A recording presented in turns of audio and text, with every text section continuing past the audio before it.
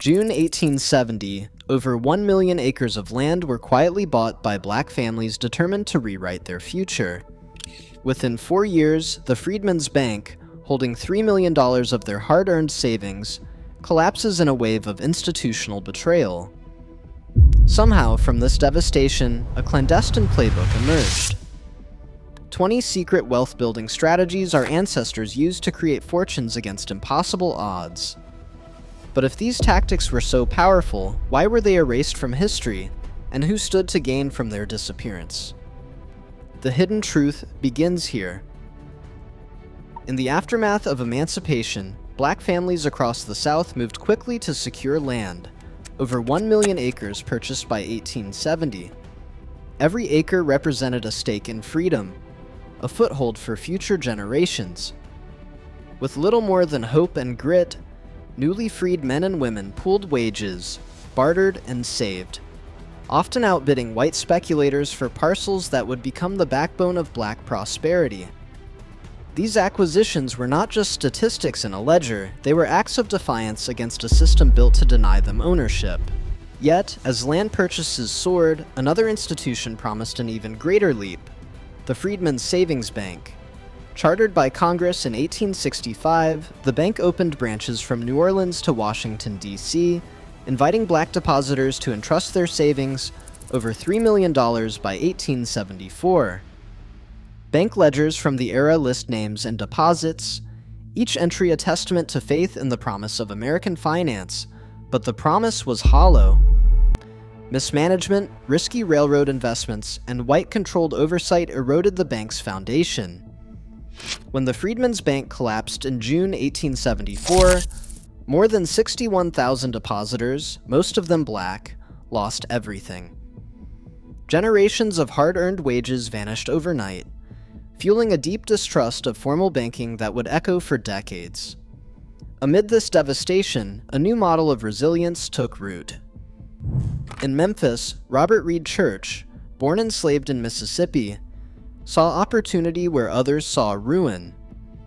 After the yellow fever epidemic of 1878 emptied the city, Church used savings from his Beale Street saloon to buy distressed properties at rock-bottom prices. Shelby County tax records show his holdings grew from 10 rental homes in 1879 to over 40 by 1910, with assessed values topping $150,000, more than $4 million today. He built a real estate empire by reinvesting rental income, never relying on the banks that had failed his community. When others fled, Church doubled down, purchasing entire city blocks and transforming them into thriving black neighborhoods. By the time of his death in 1912, his estate was valued at over $700,000, making him the South's first black millionaire. Church's story became a blueprint: trust in community, not in institutions that could be swept away. The collapse of the Freedmen's Bank did not just erase savings, it planted the seeds for underground methods and collective strategies that would define black wealth building for generations. Every deed, every dollar saved outside the system, carried a lesson. True security came from within the community, not from promises written in someone else's hand. Denied access to banks and facing legal obstacles at every turn, black communities built their own financial toolkits from scratch. Parish churches doubled as vaults, with treasurers keeping meticulous ledgers of tithes, dues, and emergency funds for members in need. In places like New Orleans and rural Georgia, church ledgers from the 1880s detail small loans to farmers, teachers, and widows, each repayment tracked in careful handwriting. These informal safety nets worked because trust mattered more than any contract. Where state law barred black ownership outright, families turned to proxy deeds. Trusted white allies, or sometimes black clergy with rare legal standing, would hold property titles in their names. In Mississippi, county records from the 1890s list dozens of farms registered to white lawyers who quietly transferred profits to black tenant families. The arrangement was risky, but for many it was the only path to land security. Oral histories recall how a single misstep, a death, a betrayal, could wipe out years of effort, yet the willingness to take that chance meant survival. Cash networks flourished outside formal banks. Barter and rotating savings circles known as susu or partner let members pool money for big purchases or emergencies. In one documented case from 1905, a group of seamstresses in Savannah pooled $2 a week, rotating the pot so each woman could buy a sewing machine or pay off a debt. Rules were strict, no missed payments, and any default meant exclusion from future cycles. Ethnographic studies show these circles ran for decades, often led by respected women who enforced discipline through reputation, not courts. Madam C.J. Walker, before her name became legend, joined these networks. She reinvested early profits from her hair care business into training schools for young black women, creating a pipeline of skilled agents who could earn and save outside white-controlled labor markets. Walker's ledgers from 1910 list tuition grants and business loans to her graduates, many of whom launched salons in their own homes. Each dollar circulated, building skills and capital that stayed within the community. These workarounds, proxy deeds, church treasuries, cash networks, weren't just about survival. They laid the groundwork for the boom towns and business districts that would soon rise in places like Greenwood. Every workaround was a blueprint for building wealth where none was supposed to exist. In 1906, O.W. Gurley arrived in Tulsa with a vision and 40 acres of land. He drew the boundaries of Greenwood, a district where black ownership was the rule, not the exception. Gurley's blueprint called for more than homes. He sold lots only to black families and entrepreneurs, sparking a wave of investment that turned empty prairie into a bustling metropolis. By 1920, Greenwood's population reached 11,000, making up over 12% of Tulsa. City directories from that era read like a roll call of ambition. Barbershops, bakeries, grocery stores, law offices, hotels, and 2 newspapers lined the main avenues. Doctors and dentists opened practices, while teachers and preachers built schools and churches that doubled as meeting halls and mutual aid centers.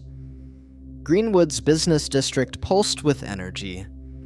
The Williams family ran the Dreamland Theater, showing films and hosting national acts.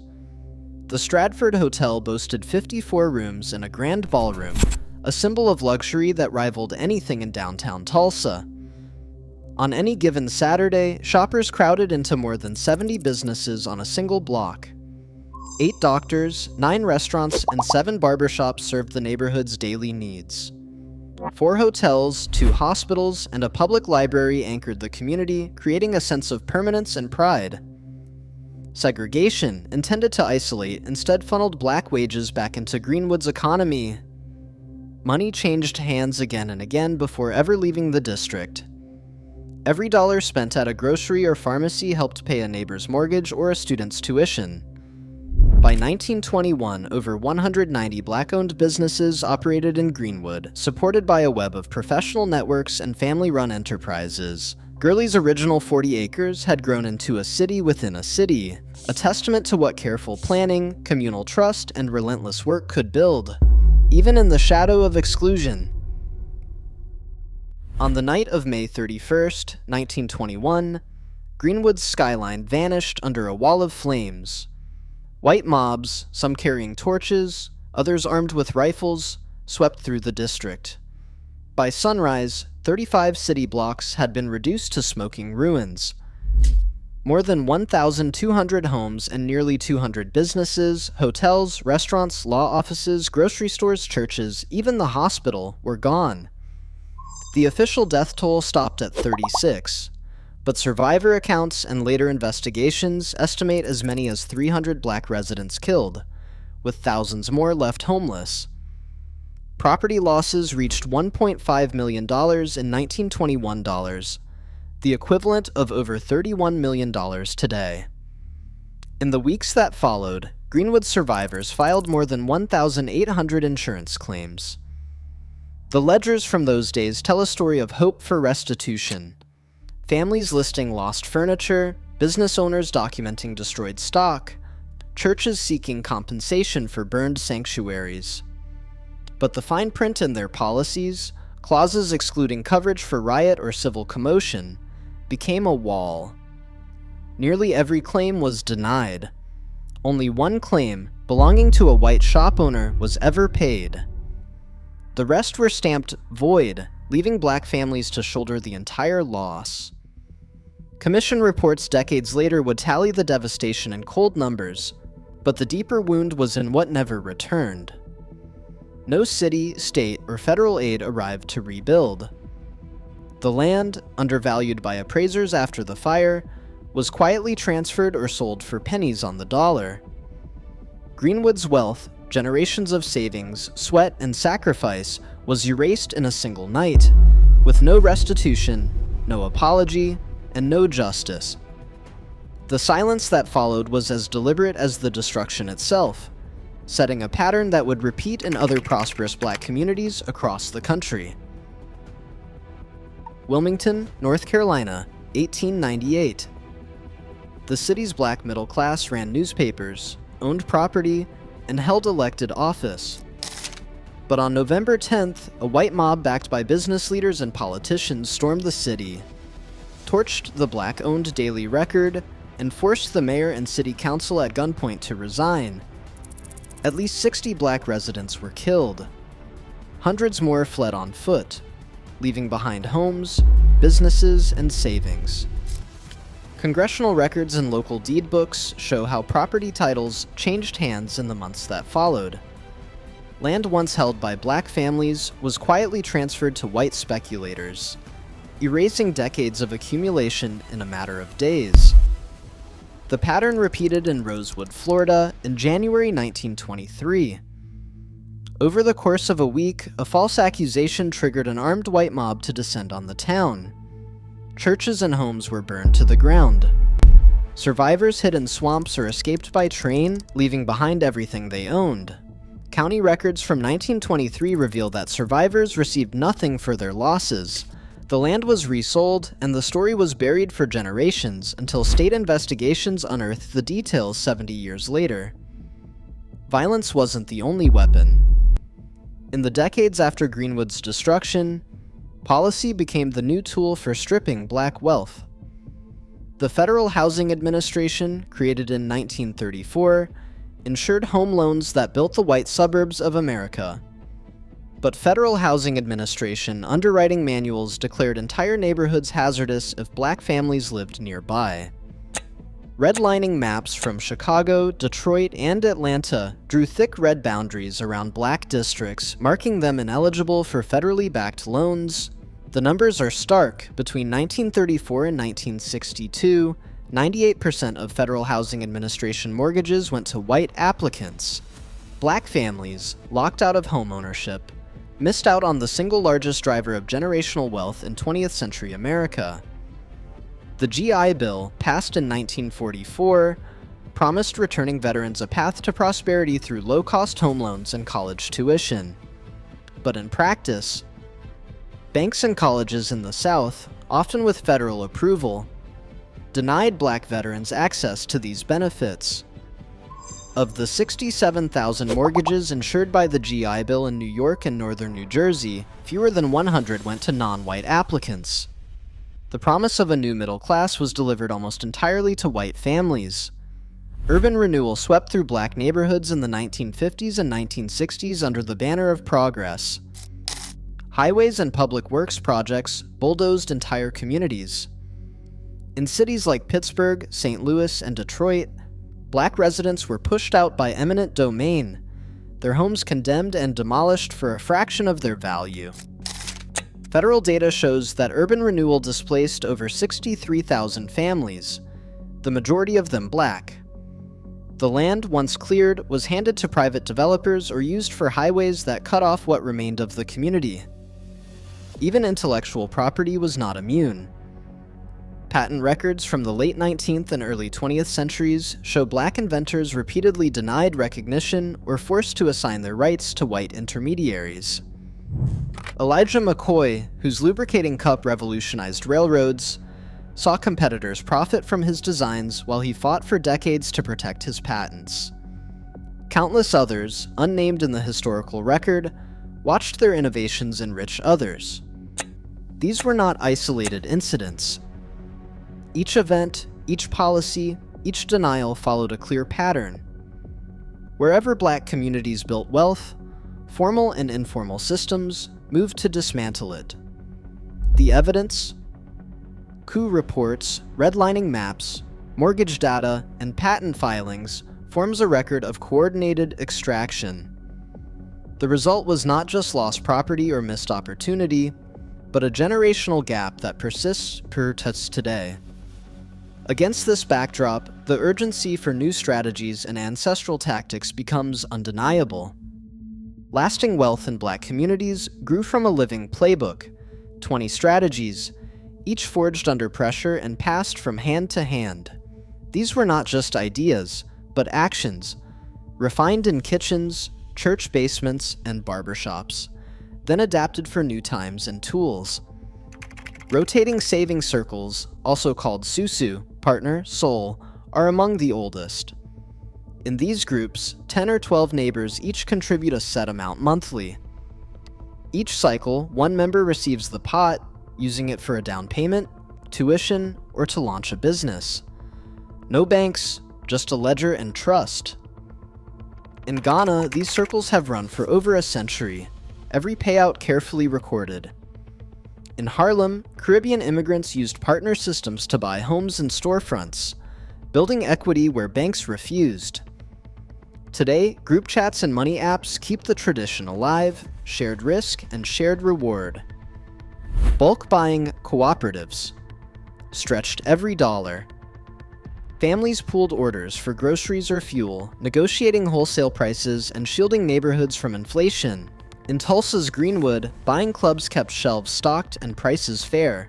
Modern food co-ops and community agriculture projects echo these same principles. Barter networks thrived when cash was scarce. Seamstresses traded dresses for eggs. Teachers bartered lessons for produce. Mechanics fixed wagons for meat. These exchanges, tracked in church ledgers or marked on sticks, kept local economies moving. Time banks now trade hours of service instead of dollars. Proxy ownership sidestepped hostile laws. When Black families were barred from holding land, trusted allies, sometimes white lawyers, sometimes Black clergy, held deeds and funneled profits back to the real owners. Every agreement carried risk, but also the hope of securing a future for the next generation. Apprenticeship guilds trained the next wave of barbers, carpenters, and tailors. Skills, client lists, and unwritten rules passed from mentor to apprentice. In Greenwood, 7 barbershops operated side by side, each training new barbers to open their own doors. Family trusts and wills kept property and businesses in Black hands. Written instructions, sometimes notarized, sometimes witnessed by neighbors, spelled out who inherited the store or farmland. Where courts refused to honor Black wills, families relied on oral traditions and secret agreements. Church treasuries doubled as emergency funds and micro-lenders. Tithes and dues went into a common pot, covering hospital bills, funeral costs, or bail. Detailed ledgers tracked every loan and repayment, building a culture where trust replaced collateral. Newspaper ownership gave communities a voice and connected readers to jobs, housing, and investment opportunities. In Greenwood, 2 newspapers served as both economic engines and information lifelines. Real estate purchases in bulk let groups buy entire blocks, subdividing lots among members. O.W. Gurley and others used this strategy to build stable neighborhoods where residents owned both homes and land. Each of these 20 strategies has a modern echo. Saving circles run through apps, bulk buying through online co-ops, apprenticeship through digital platforms. The engine remains the same: trust, cooperation, and the refusal to wait for permission. In every era, these tactics have turned obstacles into stepping stones, offering a blueprint for building generational wealth from the ground up. The blueprint for building Black generational wealth was never lost. It was forcibly buried. Yet across the United States, Black homeownership rates remain 30% lower than white homeownership rates today. Every revived tradition and community practice chips away at that gap. The real inheritance is resilience, and the most powerful wealth trick is refusing to let history dictate your future. Share your thoughts below. Let us keep this playbook alive.